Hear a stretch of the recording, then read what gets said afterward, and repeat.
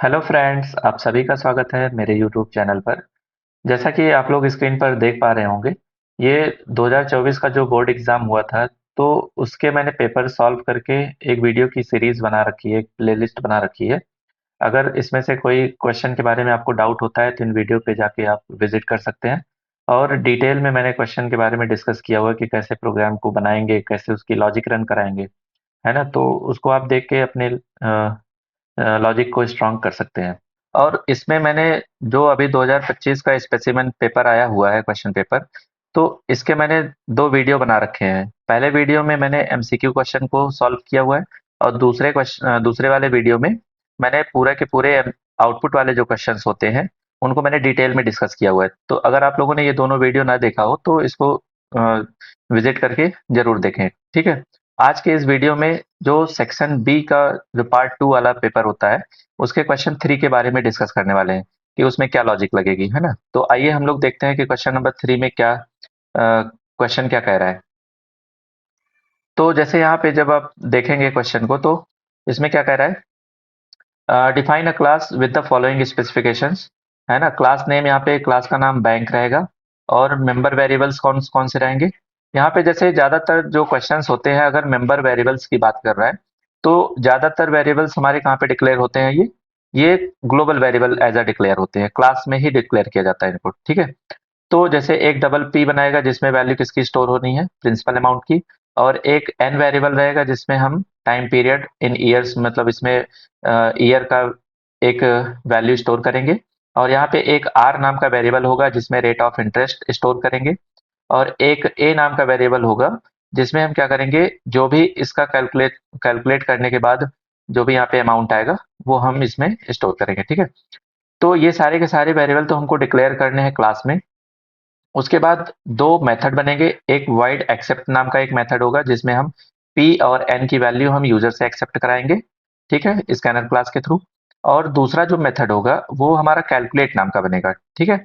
Calculate नाम का बनेगा तो जिसमें हम जो भी ये वैल्यूज दी गई हैं पी और एन और आर, तो इनको कैलकुलेट करके ए में हम निकालेंगे। तो जैसे यहाँ पे जो रेट का एक क्राइटेरिया दिया हुआ है कि अगर जैसे अप टू हाफ ईयर का मतलब अगर 6 मंथ से ज़्यादा उसका मतलब प्रिंसिपल अमाउंट रहता है, तो उसका क्या रेट पड़ेगा, मतलब यहाँ पे जो रेट लिखा हुआ है 9% के अकॉर्डिंग, तो इसका 9% के हिसाब से जो है उसका प्रिंसिपल अमाउंट बताना है कि अरे ये क्या कहते हैं, अमाउंट बताना है कि कितना होगा, ठीक है। फिर उसके बाद अगर हाफ ईयर एंड 1 ईयर के बीच में रहता है, तो उसका रेट ऑफ इंटरेस्ट जो मिलेगा उसको, वो कितना मिलेगा, 10% के हिसाब से मिलेगा। और अगर ग्रेटर देन 1 रहता है और लेस देन 3 रहता है, तो यहाँ पे मतलब 1 टू 3 ईयर के बीच में रहता है, तो उसका जो रेट ऑफ इंटरेस्ट होगा वो 11% रहेगा। तो इस तरीके से ये रेट ऑफ इंटरेस्ट का क्राइटेरिया दिया हुआ है। तो इसको भी हमको जो है कैलकुलेट करते टाइम पे ध्यान रखना है कि ये सारे क्राइटेरिया उसमें फॉलो होने चाहिए। और अमाउंट को कैलकुलेट करने के लिए यहाँ पे ये फॉर्मूला दिया हुआ है, A equal to P 1+r/100 power N, ठीक है। तो यहाँ पे जैसे एन बताया हुआ है कि टाइम पीरियड है कि कितने टाइम के लिए वो ले रहा है ना। और आर की वैल्यू क्या है, उसका रेट ऑफ इंटरेस्ट क्या रहेगा, और ये फॉर्मूला है, ठीक है। जब डिस्प्ले करेंगे तो डिस्प्ले करने के लिए ये बोल रहा है कि डिस्प्ले नाम का जो मेथड होगा उसमें इस तरीके से जो है हमारा डिटेल वहाँ पे शो होना चाहिए, मतलब प्रिंसिपल, टाइम और रेट अमाउंट, ये यहाँ पे हेडिंग में आना चाहिए। और जो इसने प्रिंसिपल अमाउंट दिया था वो यहाँ पे आना चाहिए, टाइम क्या एंटर किया था, और उसका रेट यहाँ पे जिस कंडीशन में आएगा वो भी प्रिंट हो जाएगा और यहाँ पे अमाउंट प्रिंट हो जाएगा। तो ये क्वेश्चन पूरा का पूरा जो 3 वाला क्वेश्चन है, ये इस तरीके से है। इनको कैसे प्रोग्राम में बनाना है, आइए हम जो है प्रोग्राम को बना के रखे हुए हैं।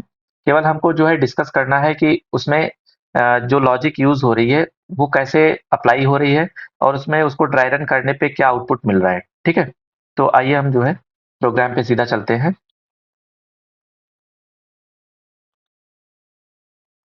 जैसे इस वाले प्रोग्राम में जो है क्लास का नाम मैंने बैंक बना रखा है, ठीक है? तो इसमें जो है देखिए, जैसे यहाँ पे जो है क्वेश्चन जो बता रहा था इसमें, तो क्वेश्चन में कह रहा था कि ऊपर जो सारे वेरिएबल्स बनाने थे वो मेंबर वेरिएबल थे। तो मेंबर वेरिएबल का मतलब यहाँ पे ज़्यादातर जो क्वेश्चंस पूछे जाते हैं, तो उस क्वेश्चन में जो मेंबर वेरिएबल होते हैं उसको as a global variable type में हम बना देते हैं। जैसे यहाँ पे जो है, अगर क्लास के नीचे हम कोई वेरिएबल बना रहे हैं तो उसको क्या बोलते हैं, ग्लोबल वेरिएबल बोलते हैं, ग्लोबल वेरिएबल। ठीक है? तो ये ग्लोबल वेरिएबल हो गए। तो जैसे ग्लोबल वेरिएबल में जैसे प्रिंसिपल अमाउंट था, है ना? एन था वेरिएबल और एक हमारा आर और ए अमाउंट के लिए। तो ये 3-4 वेरिएबल बनाने थे, तो इसको मैंने शॉर्ट में बना दिया हुआ है ना? और उसके बाद जैसे यहाँ पे बोल रहा था कि जो है स्कैनर क्लास का यूज़ करके हमको वैल्यू एक्सेप्ट करानी है। तो यहाँ पे स्कैनर क्लास को मैंने यूज़ किया हुआ है, scanner ob equal to new scanner और सिस्टम डॉट इन। जब भी हम ये स्टेटमेंट लिखते हैं, जब स्कैनर का ऑब्जेक्ट बनाते हैं, तो हम क्या करते हैं, इंपोर्ट करते हैं जावा डॉट यूटिल डॉट स्टार को, ठीक है? उसके बाद इसने बताया था कि जो है एक वाइड एक्सेप्ट नाम का मेथड बनेगा, तो वाइड एक्सेप्ट नाम का मेथड बनाया और इसमें मैंने 2 वैल्यू एंटर करवाई हुई है, एंटर प्रिंसिपल अमाउंट और एंटर नंबर ऑफ ईयर्स, ठीक है? कि कितने टाइम के लिए वो जो है अपना जो है जो अमाउंट है उसका रेट ऑफ इंटरेस्ट कितने साल के लिए लेना चाह रहा है, ठीक है? तो यहाँ पे जो है नेक्स्ट डबल में जब हम लोग यूज़ करते हैं ओबी डॉट नेक्स्ट डबल, तो ये कोई ना कोई पॉइंट में वैल्यू एक्सेप्ट कर सकता है, ठीक है? अगर इंटीजर लिए होते तो वहाँ पे इंटीजर वैल्यू एक्सेप्ट होती। तो अगर इसको कैलकुलेट करते कहीं न कहीं वो जो है डिवाइड वगैरह होके तो पॉइंट में वैल्यू आ जाती है, इसलिए मैंने यहाँ पे डबल में ले रखा है, क्योंकि डबल में ये डेटा टाइप भी डिक्लेयर हुआ है इस तरीके से, ठीक है? तो 2 वैल्यू मैंने एक्सेप्ट करा ली, किसकी पी और एन की। तो पी की वैल्यू यहाँ पे एंटर हो गई प्रिंसिपल अमाउंट की और यहाँ पे एन की भी वैल्यू एंटर हो गई, ठीक है? अब अगला जो कैलकुलेट नाम का मेथड बना हुआ है, वॉइड कैलकुलेट, इसमें क्या हो रहा है?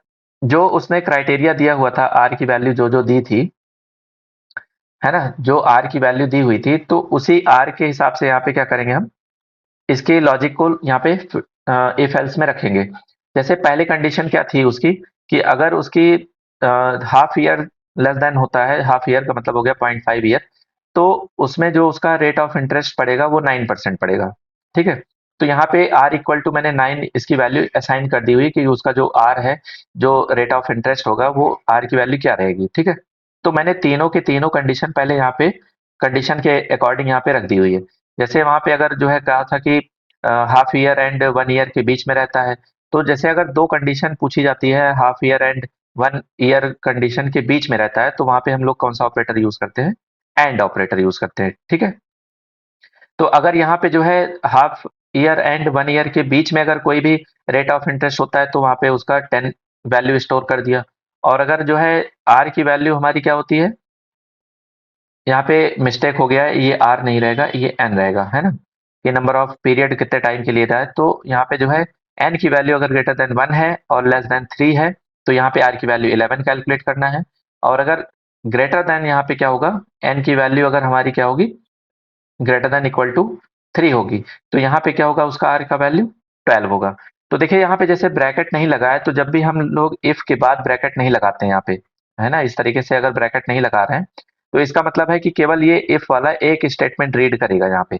जैसे अगर हम यहाँ पे ब्रैकेट किसी में नहीं लगाए हुए हैं, तो यानी कि अगर ये कंडीशन ट्रू होगी, तो इसका जस्ट नीचे वाला एक स्टेटमेंट जो लिखा होगा वही इसके कंडीशन को एग्जीक्यूट करेगा, ठीक है? ऐसे ही नेक्स्ट वाला जो है, तो इसके लिए ये हो जाएगा, इसके लिए ये हो जाएगा और इस वाले जो लास्ट वाली कंडीशन है उसके लिए लास्ट वाला statement R equal to 12 calculate होगा, ठीक है?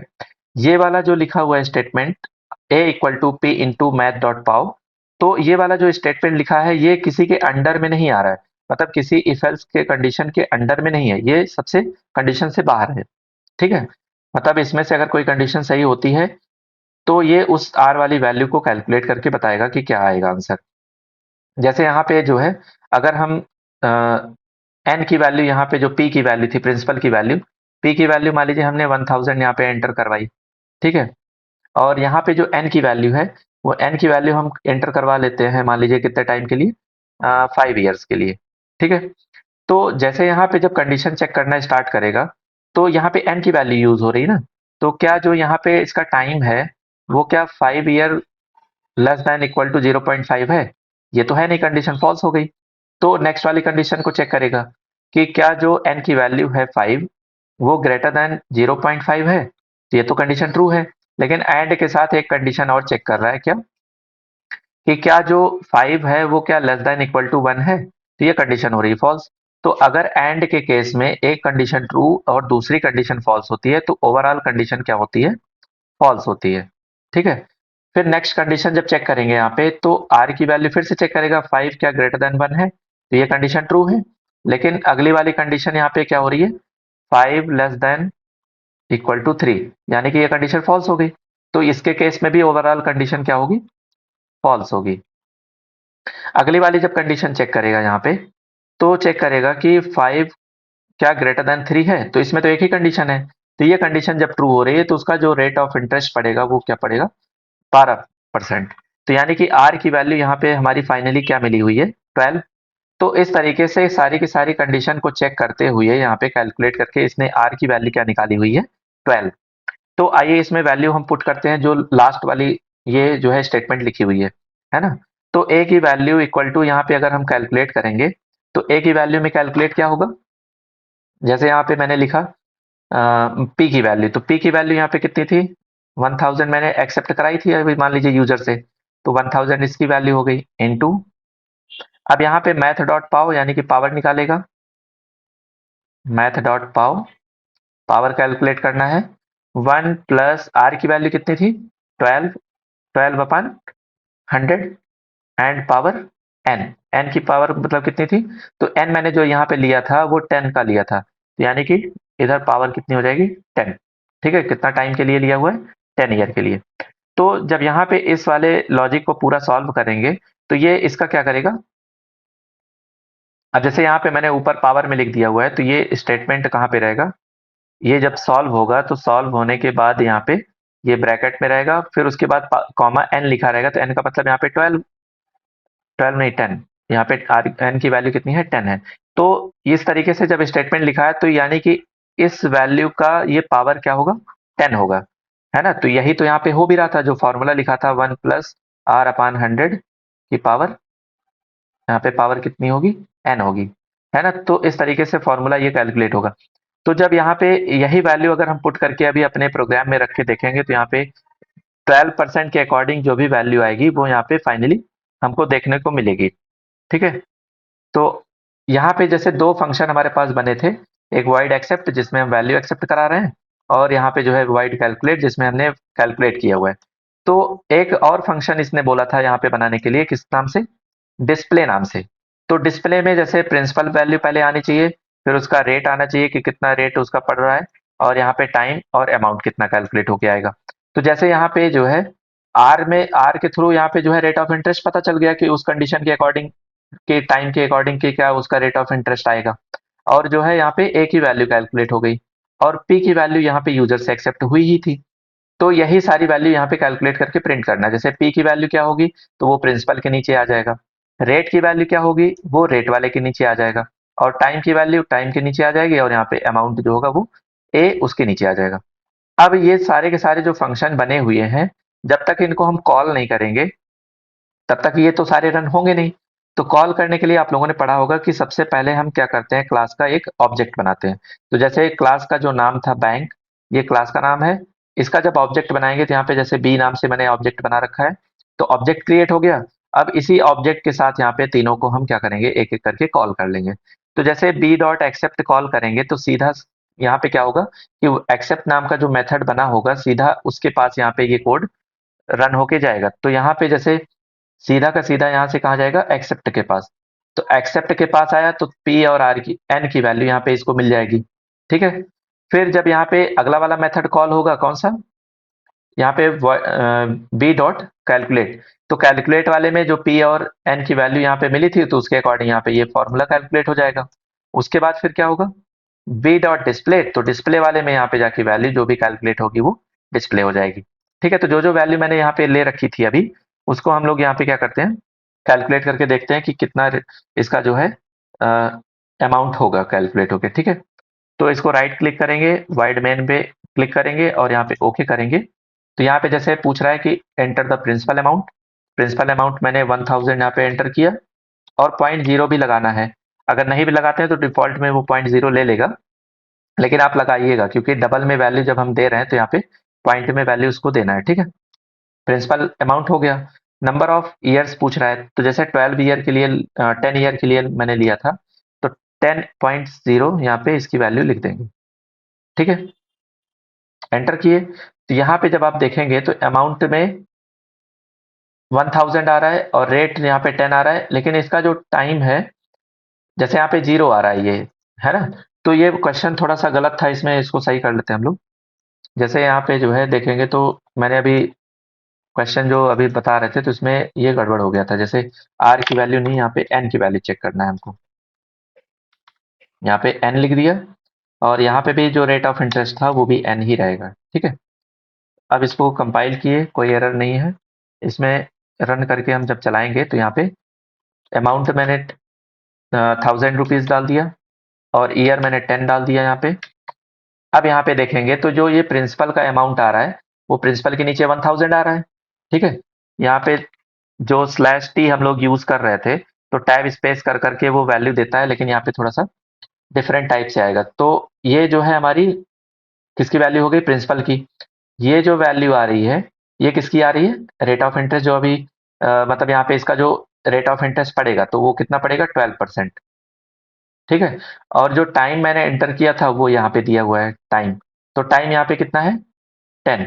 तो टाइम इसका प्रिंट हो गया।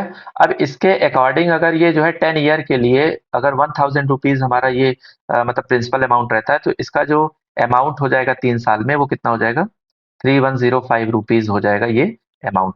तो यही हमको कैलकुलेट करके बताना था कि ये कितना इसका जो ईयर दिया हुआ है तो उसके अकॉर्डिंग इसका कितना अमाउंट बनेगा। ठीक है, तो 1000 से 3000 रुपए इसका अमाउंट बन गया। तो इस तरीके से पूरा का पूरा जो है क्वेश्चन सॉल्व किया जाएगा और इसको मैंने ड्राई रन करके बता दिया हुआ है कि कैसे ये सॉल्व होगा। चलिए, वीडियो अच्छा लगा हो तो please like and share subscribe करिएगा और अपने दोस्तों में भी शेयर करिएगा जो इस तरीके के प्रोग्राम्स को सॉल्व नहीं कर पाते हैं। Okay, thank you, bye bye.